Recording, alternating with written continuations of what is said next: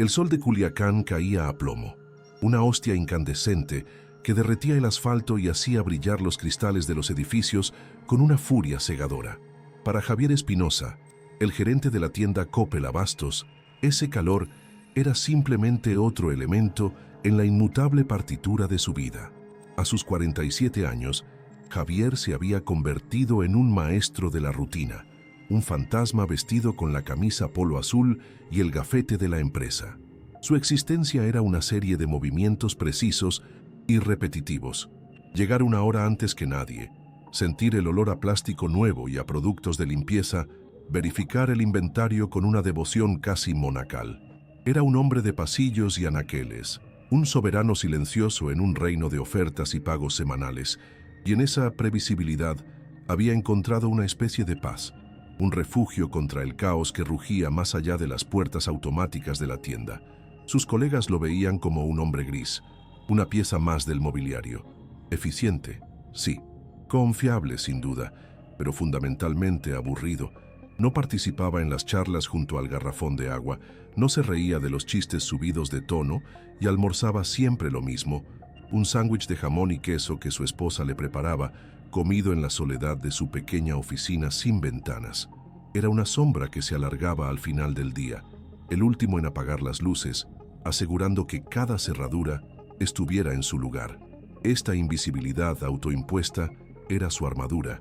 En una ciudad como Culiacán, capital del imperio de Sinaloa, donde el poder real no vestía uniforme sino botas de avestruz y camisas de seda, pasar desapercibido no era un rasgo de personalidad, era una estrategia de supervivencia que Javier había perfeccionado durante 20 largos años, pero el blindaje de su rutina se había agrietado, corroyéndose desde adentro por un miedo más ácido y primordial que cualquier amenaza que pudiera deambular por las calles. La fuente de ese miedo tenía un nombre: Sofía, su hija, de 12 años. En el escritorio de Javier, junto a la computadora que usaba para rastrear ventas y márgenes de ganancia, había una foto de ella. Sofía, con sus ojos vivaces y una sonrisa a la que le faltaba un diente, montada en una bicicleta nueva, un regalo de su última Navidad feliz. Ahora, esa sonrisa era un recuerdo doloroso, una imagen de un tiempo que parecía pertenecer a otra vida. La leucemia, una palabra que antes solo existía en los dramas televisivos, se había instalado en su hogar como un ladrón nocturno, robándose el color de las mejillas de su hija, su energía, su futuro. La verdadera tortura comenzaba cada noche, cuando dejaba el mundo ordenado de Coppel para entrar en el universo estéril y aterrador del hospital. El olor a antiséptico, el pitido rítmico de los monitores, el murmullo de las enfermeras, todo era una sinfonía de su impotencia. Los médicos hablaban con una compasión ensayada, usando términos como protocolo paliativo y calidad de vida. El seguro de la empresa, ese del que se sentía tan orgulloso, apenas cubría los gastos para hacerla sentir cómoda mientras la enfermedad la consumía. La única esperanza real, un tratamiento experimental en Houston, tenía un precio que sonaba a fantasía, a un número de teléfono, casi $1 millón. La cifra era un muro de granito, una sentencia de muerte disfrazada de presupuesto médico, y cada día que pasaba, Javier sentía cómo ese muro se cerraba sobre él, aplastando su espíritu. Era en ese caldo de cultivo de desesperación donde la idea comenzó a germinar, no como un plan, sino como un susurro venenoso en el fondo de su mente. Javier, por la naturaleza de su puesto en Bancoppel, la división bancaria dentro de la tienda, sabía cosas. Entendía la dinámica silenciosa del poder en Culiacán. Sabía que ciertos clientes no eran como los demás. Hombres que llegaban con maletines deportivos, sin hacer fila, siempre a la misma hora, siempre el último viernes de cada mes. Hombres que depositaban cantidades que harían sudar a un auditor, disfrazadas de ingresos de negocios fantasma. Eran operadores de los Chapitos, la facción dominante del cártel de Sinaloa, y Coppel Abastos era para ellos una conveniente lavandería de dinero, un punto seguro en su vasta red financiera. Javier siempre había mantenido la cabeza gacha, procesando las transacciones con una eficiencia ciega y sorda. Mirar a otro lado era parte del trabajo no escrito. Pero ahora, la necesidad de su hija lo obligaba a ver. Empezó a observar los patrones, a notar las vulnerabilidades. El operador principal, un hombre de mediana edad con un reloj de oro y ojos muertos al que todos llamaban el contador, era un hombre de hábitos fijos. La transacción siempre era masiva, siempre dirigida a una cuenta centralizadora, y Javier, en su posición privilegiada, había sido notificado de una próxima actualización del sistema de transferencias interbancarias. Una actualización que crearía una pequeña, casi imperceptible, ventana de oportunidad. Un limbo digital de apenas 30 minutos. La vulnerabilidad era una falla de diseño, una minúscula grieta en la arquitectura del nuevo sistema. Entre las 6 de la tarde, hora del cierre de la tienda, y las 6:30, durante la migración de datos, una transferencia podía ser confirmada en el sistema de origen mientras los fondos eran desviados a una cuenta espejo. El sistema central no detectaría la anomalía hasta que el ciclo de reconciliación nocturno se completara unas 3 horas más tarde. 3 horas. Un universo de tiempo para un hombre que planeaba desaparecer. La cifra de la próxima transferencia, según los documentos preliminares que había revisado, era de 16 millones de pesos. No era el $1.000.000 que necesitaba, pero se acercaba lo suficiente como para que la esperanza, esa bestia peligrosa, comenzara a agitarse en su pecho. El dilema lo consumió. Pasó semanas enteras viviendo una doble vida. De día, era el gerente Espinosa, el hombre metódico y predecible. De noche era un hombre al borde del abismo, devorando tutoriales en línea sobre criptomonedas, pasaportes falsos y rutas de escape a través de la sierra. El Javier que había construido durante 20 años, el ciudadano ejemplar, el hombre de familia, estaba en guerra con el padre desesperado que haría cualquier cosa por salvar a su hija. Cada vez que miraba la foto de Sofía, la voz de la prudencia se debilitaba. La moralidad se convertía en un lujo que no podía permitirse. Robarle a un ciudadano común era impensable, pero robarle a un cartel, ¿no era acaso quitarle el veneno a una serpiente? Se repetía esta justificación una y otra vez, una letanía para acallar la conciencia que le gritaba que estaba firmando su propia sentencia de muerte. La noche que lo cambió todo fue silenciosa y cargada de una humedad pegajosa. Estaba sentado junto a la cama de hospital de Sofía, observando el ascenso y descenso de su pecho frágil bajo la delgada sábana blanca. Estaba dormida, pero su sueño era inquieto, interrumpido por el dolor y la fiebre. En un momento de duermevela, entre suspiros febriles, ella susurró algo, una frase rota que se clavó en el corazón de Javier como un trozo de hielo. «No me quiero morir, papi». Esas 5 palabras, apenas un murmullo en la quietud de la habitación, fueron el empujón final. En ese instante, la balanza se inclinó de forma irreversible. El hombre bueno, el gerente de Coppel, murió allí mismo, y en su lugar nació un hombre dispuesto a quemar el mundo entero si eso significaba darle a su hija una sola bocanada más de aire. El último viernes del mes llegó con una atmósfera pesada, como si el aire mismo supiera que algo estaba a punto de romperse. Javier se movió a través de su jornada con una calma antinatural, una serenidad que solo se encuentra en el ojo de un huracán. Saludó a sus empleados, resolvió un problema con un cliente insatisfecho, ordenó su escritorio. Cada acción era un adiós silencioso a la vida que estaba a punto de aniquilar. A las 5:50, el contador llegó puntual como la muerte. Asintió brevemente a Javier y procedió a la terminal de Bank Coppel. La tienda cerró sus puertas, los últimos empleados se marcharon y el silencio cayó sobre el local, roto solo por el zumbido de los refrigeradores y el latido desbocado del corazón de Javier. Con las manos temblorosas, pero con una determinación forjada en el fuego de la desesperación, se sentó en su terminal. El contador autorizó la transferencia con una serie de clics y la inserción de una llave de seguridad. Por un instante eterno, los 16 millones de pesos existieron en el éter digital. Fue entonces cuando Javier actuó.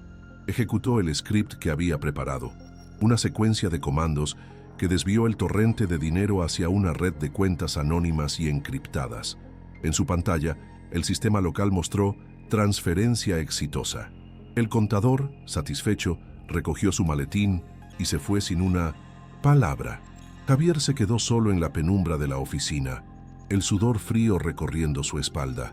En la pantalla de un viejo portátil que había traído de casa, una notificación confirmó la llegada de los fondos a su cartera de criptomonedas.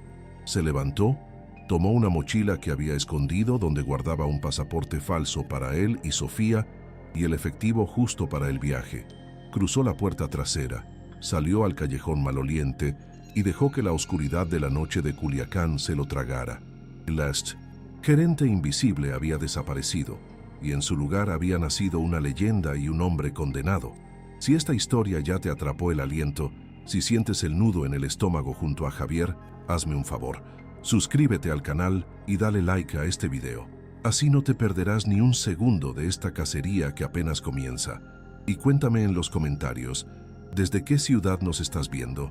Quiero saber hasta dónde llegará la leyenda del gerente que se atrevió a desafiar a los dueños de Sinaloa. La noche de Culiacán se lo tragó, pero no le ofreció consuelo. Cada luz de la ciudad que parpadeaba en el espejo retrovisor de su viejo Tsuru era un ojo acusador. Javier conducía con una rigidez cadavérica, sus nudillos blancos aferrados al volante, como si temiera que el coche se desintegrara por la pura fuerza de su terror. El plan, tan claro en la soledad de su mente, ahora parecía una locura suicida. Su primer destino era el hospital. El dinero no significaba nada sin Sofía. Entró por la sala de urgencias, con la cabeza gacha, haciéndose pasar por un familiar más, ahogado en la ansiedad de la madrugada. Encontró a Sofía en su cama, dormida bajo el efecto de los sedantes, un ángel pálido conectado a un universo de tubos y cables. Con una delicadeza que no sentía, la desconectó de los monitores que no eran vitales, la envolvió en una manta y la acomodó en una silla de ruedas. Cada chirrido de las ruedas en el linóleo pulido era un grito en el silencio, seguro de que en cualquier momento los guardias lo detendrían, pero nadie lo hizo. Su invisibilidad, su maldición en la vida normal, se convirtió en su única aliada en la fuga. Mientras Javier se adentraba en la oscuridad de la carretera Federal 15, en una sala de monitoreo en el sector Tres Ríos, el infierno se desataba. Un joven hacker con los ojos inyectados en sangre por el abuso de bebidas energéticas notó la bandera roja. Una transferencia de 16 millones de pesos confirmada en origen, pero desviada a una red fantasma. El protocolo fue instantáneo y brutalmente eficiente. En menos de 5 minutos, la llamada despertó a un hombre de alto rango en la estructura de los Chapitos. No hubo gritos, solo un silencio helado seguido de una orden cortante. Encuéntrenlo. El rostro de Javier Espinosa, capturado en alta definición por la cámara de seguridad sobre su propia terminal en Coppel, fue introducido en el sistema de reconocimiento facial de la ciudad. 30 minutos después, tenían un nombre, una dirección y la marca y placa de su vehículo. La cacería había comenzado antes de que Javier hubiera recorrido siquiera 100 kilómetros. La foto de su rostro, el del aburrido gerente, fue distribuida a cada halcón, desde los taxistas hasta los policías en la nómina del cártel. El Tsuru, fiel compañero de 20 años de trayectos predecibles, eligió el peor momento para morir. En medio de la nada, en un tramo desolado de la carretera libre a Durango, el motor tosió, escupió un humo negro y denso, y se silenció para siempre. Javier quedó varado bajo un cielo tan vasto y estrellado que se sintió como un insecto bajo un microscopio. El pánico, frío y paralizante, amenazó con ahogarlo. Sofía, despierta y confundida en el asiento trasero, comenzó a llorar débilmente. Ese sonido, el de la angustia de su hija, fue el electroshock que necesitaba. Dejó todo atrás, el coche, las pocas pertenencias que había empacado, todo excepto la mochila con el dinero y los pasaportes falsos. Cargó a Sofía en sus brazos, sintiendo su fragilidad y el calor de su fiebre, y se adentró en el monte, siguiendo la promesa lejana de las montañas de la Sierra Madre Occidental. La fuga se había transformado en un instante de una huida motorizada a una peregrinación desesperada a pie. Durante 2 días caminaron, o más bien, Javier caminó, cargando a su hija, racionando el agua y unas galletas que llevaba en la mochila. El sol lo castigaba sin piedad y la noche lo congelaba hasta los huesos. Finalmente, siguiendo el recuerdo de un mapa dibujado en una servilleta años atrás por su primo, encontró el rancho. Era poco más que una choza de adobe y un corral polvoriento, un lugar olvidado por el tiempo y por Dios. Su primo Mateo, un hombre de 70 años con la piel curtida como el cuero y unos ojos que habían visto demasiado, lo recibió con una escopeta en las manos y una desconfianza profunda. Javier, exhausto y con la voz rota, le explicó la situación. Mateo lo escuchó en silencio, su rostro inescrutable. No hizo preguntas sobre el dinero ni sobre el cartel. Simplemente miró a la niña febril en los brazos de Javier, escupió en el suelo y dijo: «La familia es la familia. Entren». Esa noche, por primera vez en días, Javier durmió, aunque fue un sueño plagado de pesadillas. Mateo era un hombre de la sierra, un fantasma de las montañas que conocía cada sendero, cada cueva, cada arroyo como la palma de su mano nudosa. Al amanecer, mientras curaba las ampollas de los pies de 1900, Javier con hierbas le explicó la cruda realidad. Las carreteras principales estarían vigiladas, llenas de mañosos. Su única oportunidad era atravesar la sierra por veredas que solo los viejos contrabandistas conocían. Le dio a Javier botas resistentes, comida seca y un viejo rifle. «No sé a quién le robaste, sobrino», dijo Mateo mientras cargaba una mula con provisiones, «pero quien sea no juega. En estas montañas, la única ley que vale es la del plomo». Javier sintió un nuevo tipo de miedo. No era el pánico de la huida, sino la fría comprensión de que había entrado en un mundo cuyas reglas desconocía por completo. Un mundo donde su inteligencia de hombre de ciudad no valía nada. Se había imaginado que el peligro era ser encontrado, pero ahora entendía que el peligro estaba en todas partes, en el terreno, en los animales y sobre todo en los hombres que lo cazaban. El ascenso fue brutal. Siguieron caminos de cabras que bordeaban precipicios mortales, con Mateo a la cabeza, moviéndose con la agilidad de un hombre mucho más joven. Javier, llevando a Sofía en un rebozo improvisado, sentía que sus pulmones iban a estallar. El aire enrarecido de la montaña quemaba y cada músculo de su cuerpo gritaba de dolor. En un pequeño pueblo minero casi abandonado, donde pararon para conseguir agua, Javier vio su propio rostro en la pantalla de un televisor colgado en la pared de una cantina. La noticia no hablaba de un robo, sino de un peligroso secuestrador que había raptado a su propia hija. Vio la foto de su esposa llorando, pidiendo que le devolviera a su niña. El cartel no solo lo estaba cazando, estaba destruyendo su nombre, envenenando su pasado, asegurándose de que no tuviera a nadie a quien recurrir. La organización y el alcance de sus enemigos eran aterradores. Eran una hidra de 1000 cabezas, con ojos y oídos en cada rincón del país. Se adentraron aún más en el corazón de la sierra, un laberinto de cañones y picos afilados. Mateo le enseñó a Javier a leer las señales del camino, a encontrar agua, a moverse sin dejar rastro. Fueron días de silencio, interrumpidos solo por el viento que aullaba entre las rocas y las débiles toses de Sofía. En una de esas noches, acampados en una cueva, escucharon el zumbido distante de un motor. Mateo apagó la fogata de un pisotón y los arrastró a la oscuridad más profunda. Desde la boca de la cueva, vieron pasar a lo lejos, por un camino de tierra que no aparecía en ningún mapa, un convoy de 3 camionetas, negras, idénticas, sin placas. No iban rápido, no buscaban al azar. Se movían con un propósito, barriendo el terreno con potentes reflectores. No eran policías, no eran militares, eran ellos. Lo estaban cercando, con una paciencia y unos recursos que helaban la sangre. En ese momento, Javier comprendió que no estaba huyendo de un grupo de matones, sino de un ejército. La cacería es real. Si sientes la adrenalina y tienes el corazón en un puño, imagina lo que siente Javier en este preciso instante. Necesitamos tu apoyo para seguir contando historias que te dejen sin aliento. Así que, si no lo has hecho, dale al botón de suscribirte ahora mismo y déjanos un comentario diciéndonos ¿Desde qué ciudad estás aguantando la respiración con nosotros? Queremos ver hasta dónde llega el eco de esta huida desesperada antes de que el cartel finalmente cierre su puño. El golpe de realidad definitivo llegó 3 días después. Buscando un refugio más seguro, decidieron volver al rancho de Mateo, usando una ruta mucho más intrincada, con la esperanza de que la búsqueda se hubiera movido a otra zona. Lo que encontraron fue una postal del infierno. El rancho había sido reducido a cenizas. La humilde choza de adobe era un montón de escombros humeantes. El corral estaba destrozado y los pocos animales que tenía Mateo yacían muertos, ejecutados a balazos. El mensaje era inequívoco, escrito con la caligrafía de la brutalidad.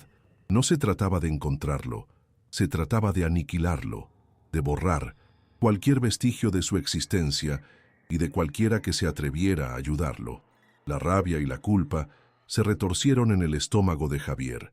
Había arrastrado a ese viejo y solitario hombre a su sentencia de muerte. Mateo no dijo nada.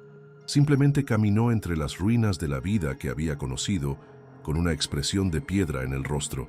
Pero Javier vio cómo sus manos temblaban. La red del cartel era más profunda de lo que jamás había imaginado. ¿Cómo los encontraron? La respuesta llegó cuando Mateo encontró cerca del pozo una colilla de cigarrillo de una marca americana cara, la misma que fumaba el tendero del pueblo minero donde habían parado. Lo habían delatado por unas cuantas monedas, o, más probablemente, bajo una amenaza que nadie se atrevería a desafiar. Los tentáculos del enemigo estaban en todas partes, incluso en la lealtad de la gente sencilla de la sierra. Ya no había lugar seguro. El mundo entero se había convertido en una trampa. Fue en ese momento de desolación total cuando su teléfono desechable, un aparato barato que había comprado para emergencias, vibró.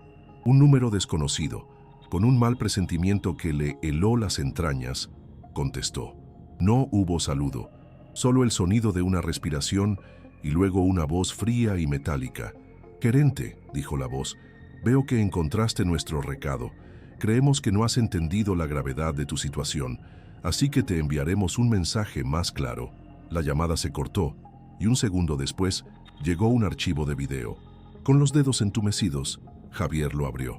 La imagen era de mala calidad, filmada en un almacén oscuro. Mostraba a su cuñado, Daniel, un hombre bueno y trabajador que nunca le había hecho daño a nadie, arrodillado en el suelo, amordazado y con los ojos llenos de un terror incomprensible. El video duró solo 30 segundos, pero para Javier fue una eternidad en el infierno. Vio como un hombre, cuya cara no se mostraba, se acercaba a Daniel por detrás. Escuchó la promesa del hombre de la voz. «Fría, tu esposa y el resto de tu familia son los siguientes. Tienes 24 horas para devolver lo que es nuestro. Te contactaremos con instrucciones». Luego, la pantalla se llenó de una violencia tan súbita y espantosa que Javier dejó caer el teléfono, ahogando un grito en su garganta. Se dobló en dos, vomitando la poca comida que tenía en el estómago. El mundo se desvaneció en un túnel de náuseas y horror. Esto ya no era sobre el dinero. Nunca lo había sido realmente, pero ahora la ilusión se había hecho añicos. Ya no era una fuga, se había convertido en una guerra personal. El punto sin retorno había sido cruzado, no con un paso, sino con la sangre de su familia. El miedo que lo había impulsado se transformó en algo mucho más oscuro y peligroso, una rabia gélida y una determinación suicida. Ya no se trataba de escapar, se trataba de sobrevivir al próximo amanecer y, si era posible, hacer que pagaran. El video no solo le rompió el espíritu a Javier, lo forjó en algo nuevo, algo duro y afilado. El miedo seguía ahí, un nudo helado en sus entrañas, pero ahora estaba envuelto en una capa de rabia tan pura que quemaba. Se levantó del suelo polvoriento, con la cara manchada de lágrimas y bilis, y sus ojos ya no eran los de una presa asustada. Eran los ojos de un hombre que lo había perdido todo, y por lo tanto no tenía nada que perder. Miró a Mateo, quien había observado la escena con una gravedad sombría, y una pregunta silenciosa pasó entre ellos. Ya no se trataba de huir, se trataba de luchar. Mateo, entendiendo el cambio en el aire, asintió lentamente. «Conozco un lugar». dijo con su voz rasposa como la piedra. Una vieja mina de plata abandonada. El suspiro, un laberinto en las entrañas de la montaña. Si van a entrar por nosotros, los haremos pagar el precio de la entrada con sangre. El plan ya no era escapar, era preparar una tumba.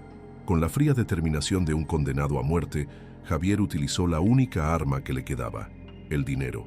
Guiado por Mateo, bajaron a un pequeño pueblo minero, un lugar tan miserable que ni el cartel se molestaba en controlarlo de cerca. Allí el dinero hablaba el único idioma que importaba. Javier, el gerente metódico, resurgió, pero esta vez su inventario era de armas y explosivos. Cambió bitcoins por fajos de billetes y compró la lealtad temporal de un puñado de mineros, hombres duros y resentidos que odiaban al cartel por sus cuotas de extorsión.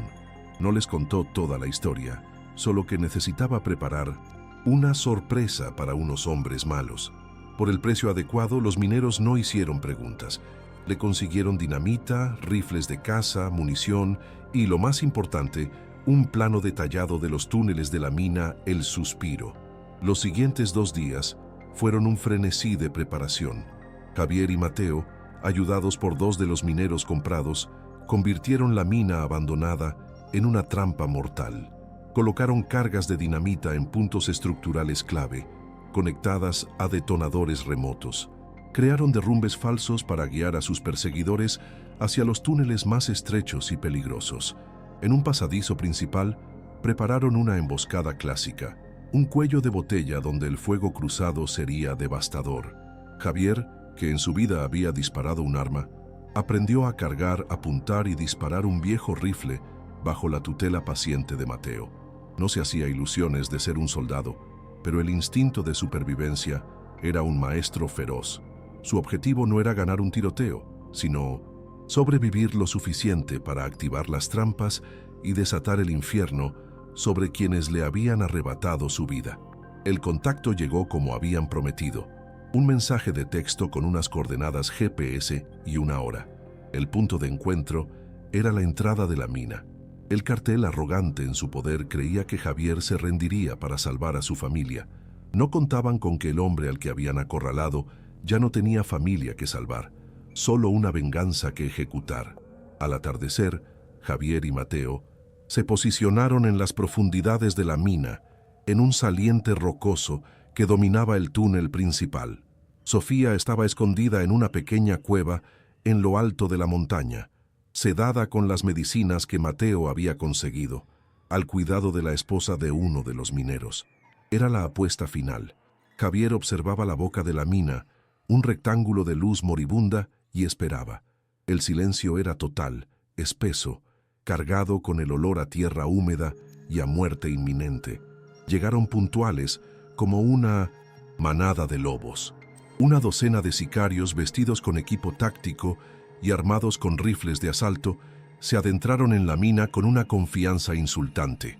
A la cabeza iba un hombre corpulento y con una cicatriz que le cruzaba el rostro, al que los demás llamaban el verdugo. Era el hombre de la voz fría del teléfono. Javier lo supo al instante. Entraron en el primer gran túnel, sus potentes linternas cortando la oscuridad. «¡Espinosa!», gritó el verdugo, su voz rebotando en las paredes de roca. «Se te acabó el tiempo. Sal ahora y quizás dejemos que tu esposa te identifique por tu dentadura». El escuadrón rió. En su puesto de observación, Javier sintió un escalofrío, pero apretó el detonador en su mano. Esperó a que la mayoría del grupo estuviera en el centro de la zona de la emboscada. Mateo le puso una mano en el hombro, un gesto que significaba «ahora». Javier apretó el botón. La primera explosión fue ensordecedora. Un rugido que sacudió la montaña hasta sus cimientos. Una sección del túnel detrás de los sicarios se derrumbó, bloqueando su única salida. Las luces se apagaron por la onda expansiva y la oscuridad se volvió absoluta, rota solo por los gritos de pánico y confusión. En ese momento, Mateo y los mineros abrieron fuego desde sus posiciones ocultas. El túnel se convirtió en una galería de tiro claustrofóbica. Los sicarios, desorientados y atrapados, respondieron con ráfagas salvajes que rebotaban peligrosamente en las paredes. Javier también disparó, con los ojos cerrados al principio, el retroceso del rifle golpeando su hombro con una violencia brutal. El olor a pólvora y a sangre llenó el aire viciado. La batalla fue corta y salvaje. Varios sicarios cayeron en la primera andanada, pero los que quedaron eran veteranos curtidos. El verdugo, rugiendo órdenes, consiguió que sus hombres se cubrieran y comenzaran a devolver un fuego preciso. Uno de los mineros que ayudaba a Javier fue alcanzado y se desplomó sin un grito. La situación se estaba volviendo insostenible. Fue entonces cuando Mateo tomó una decisión. Miró a Javier con una extraña calma en sus ojos. «Saca a la niña de aquí», le dijo. «Yo les daré un último suspiro». Antes de que Javier pudiera protestar, Mateo corrió hacia un túnel secundario, llevando consigo el detonador principal, el que estaba conectado a las cargas que colapsarían toda la entrada de la mina. El verdugo y sus mejores hombres, viéndolo huir, lo siguieron, creyendo que era Javier. Javier entendió el sacrificio de su primo. Mientras el grupo principal de sicarios estaba distraído, se escabulló por un pasadizo lateral, como habían planeado en caso de que todo saliera mal. Escuchó a el verdugo gritarle a Mateo que se detuviera. Luego, un silencio de un segundo, seguido de una explosión tan masiva que el suelo se levantó bajo sus pies. La montaña entera gimió. Mateo había cumplido su palabra, sepultando a el verdugo y a sus hombres bajo miles de toneladas de roca, pero Javier sabía que algunos sicarios habían quedado en el primer túnel, separados del grupo principal. Su huida aún no había terminado. Mientras se arrastraba por un conducto de ventilación, escuchó a alguien moviéndose detrás de él. Uno de los sicarios había sobrevivido a la primera emboscada y lo había seguido. El enfrentamiento final no fue un tiroteo heroico, sino una pelea sucia y desesperada en la oscuridad casi total. El sicario, herido pero mucho más fuerte, se abalanzó sobre Javier. Rodaron por el suelo rocoso, intercambiando golpes torpes y brutales. El hombre era un profesional y rápidamente tomó la delantera, sus manos buscando el cuello de Javier. Mientras el aire empezaba a faltarle, la mente de Javier, su única arma verdadera, funcionó con una claridad glacial. Recordó el mapa. Recordó que justo en esa sección del túnel había un viejo pozo de ventilación cubierto por unas tablas podridas. Con un último estallido de adrenalina, dejó de resistir y usó su peso para rodar hacia el lugar que recordaba. El sicario, sorprendido, rodó con él. Las tablas cedieron con un crujido nauseabundo. Por un instante, ambos cayeron en el vacío. Javier logró aferrarse al borde del pozo, sus dedos gritando de dolor, mientras el sicario caía con un grito ahogado hacia la oscuridad infinita. Javier logró salir de la mina por un respiradero en la ladera opuesta de la montaña, justo cuando el alba teñía el cielo de un color grisáceo. Estaba malherido, cubierto de sangre y polvo, pero vivo. Encontró a Mateo cerca de la entrada colapsada, mortalmente herido por la onda expansiva de su propia explosión. Javier lo cargó, llevándolo a un refugio seguro, pero ambos sabían que era el final. Mateo murió al atardecer, en los brazos de su sobrino, con la mirada perdida en los picos de la sierra que había sido su hogar. «La familia es la familia», fueron sus últimas palabras, un eco de sus primeras. Javier lo enterró bajo un viejo mezquite, marcando la tumba con una simple cruz de madera. El precio de 1900. La supervivencia era terriblemente alto, una deuda pagada con la vida del único hombre que lo había ayudado. Con el corazón hecho un desierto, Javier tomó una decisión final. Dejó la mayor parte del dinero, ahora manchado de sangre, enterrado junto a la tumba de Mateo. Solo tomó lo suficiente para el tratamiento de Sofía y para empezar una nueva vida. Sabía que el cartel, aunque humillado y debilitado por la pérdida de un teniente de élite y su equipo, nunca dejaría de buscarlo. La única forma de proteger a su esposa, a la familia que le quedaba, era desaparecer para siempre, convertirse en un fantasma. Hizo una última llamada a su esposa desde un teléfono público en un pueblo fronterizo. Con la voz quebrada por un dolor que nunca sanaría, le dijo que era un monstruo, que había secuestrado a Sofía por dinero y que no volviera a buscarlo nunca. Le dijo que los había abandonado. Fue el acto más cruel y el más amoroso de su vida, un sacrificio final para cortar todos los lazos y borrar su nombre de sus vidas.